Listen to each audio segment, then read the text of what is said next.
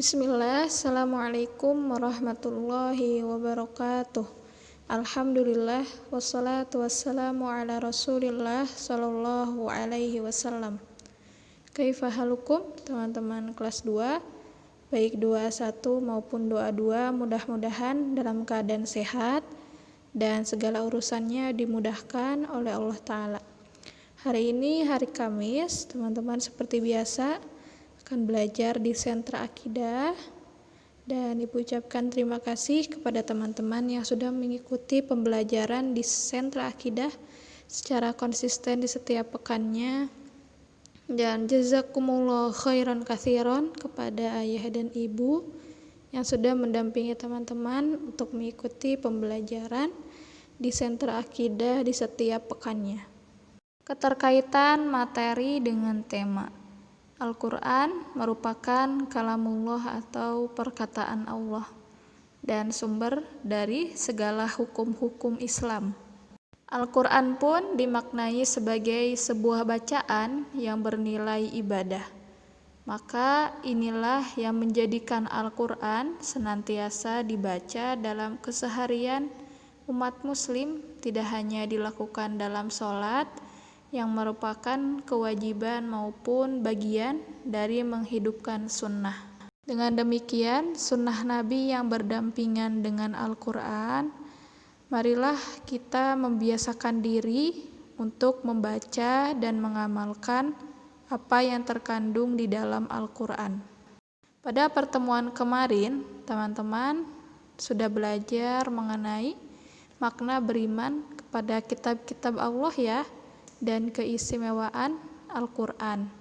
Ya, di antara keistimewaannya ialah Al-Quran sebagai penunjuk jalan bagi kita di dunia maupun di akhirat.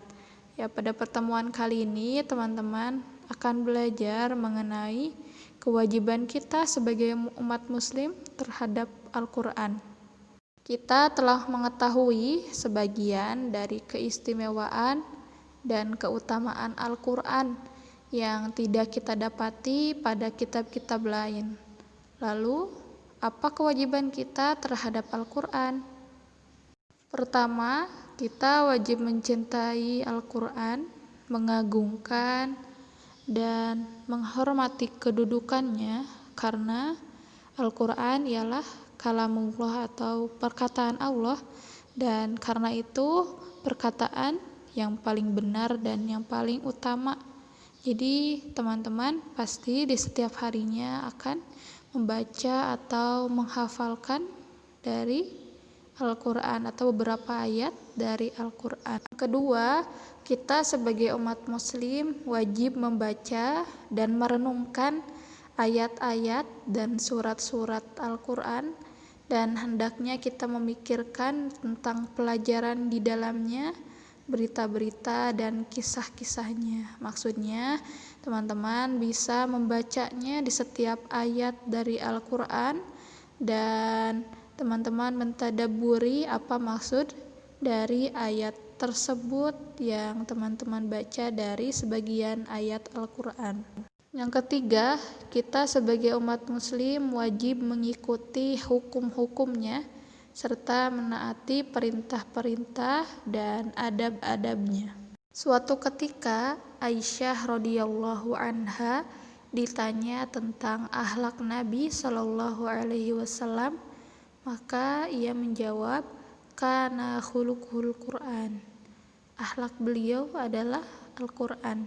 Hadis riwayat Muslim.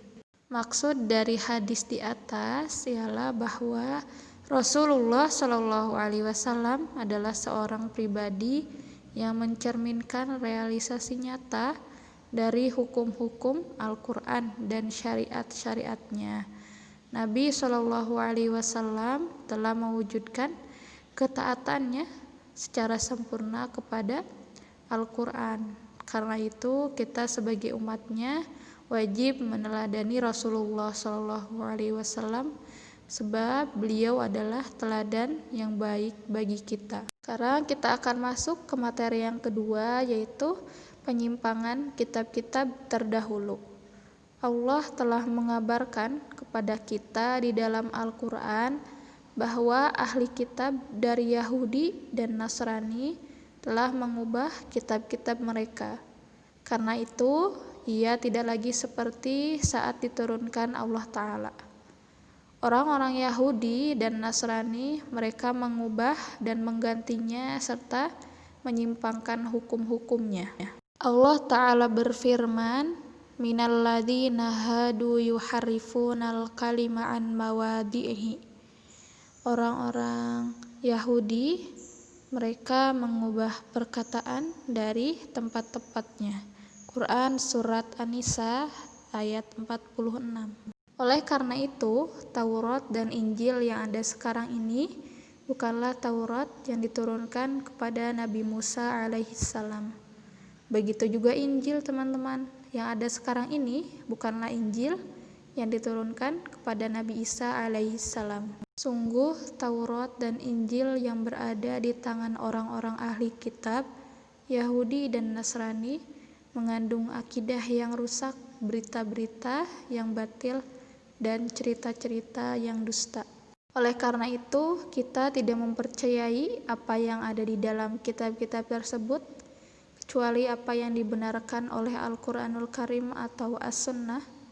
Dan sebaiknya kita juga sebagai umat muslim mendustakan apa yang ada di dalamnya yang didustakan oleh Al-Quran dan As-Sunnah. Ya, kita akan memasuki materi yang ketiga, yaitu hikmah beriman kepada kitab-kitab Allah. Beriman kepada kitab-kitab Allah memiliki hikmah yang banyak, teman-teman. Di antaranya, 1.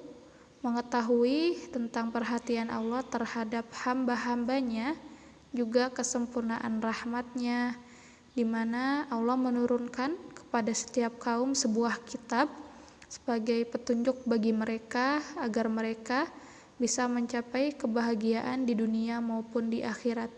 Yang kedua, mengetahui hikmah Allah Ta'ala dalam syariatnya, di mana Allah mensyariatkan bagi setiap kaum apa yang sesuai dengan keadaan dan karakter mereka.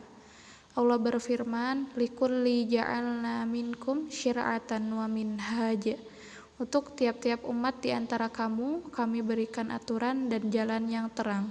Yang terakhir, kita sebagai umat muslim senantiasa bersyukur kepada Allah terhadap diturunkannya kitab-kitab tersebut, sebab kitab-kitab itu adalah cahaya dan petunjuk di dunia maupun di akhirat. Oleh karena itu, kita wajib bersyukur kepada Allah atas nikmat yang agung ini. Untuk lembar kerjanya atau tugasnya, teman-teman bisa lihat di sana ada 3 nomor. Ya, teman-teman bisa menuliskan sesuai kemampuan teman-teman. Semoga Allah mudahkan teman-teman. Barakallahu fikum. Al-afu minkum. Mohon maaf bila ada kesalahan. Subhanakallahumma bihamdika asyhadu an la ilaha illa anta astaghfiruka wa atubu ilaik. Wassalamualaikum warahmatullahi wabarakatuh.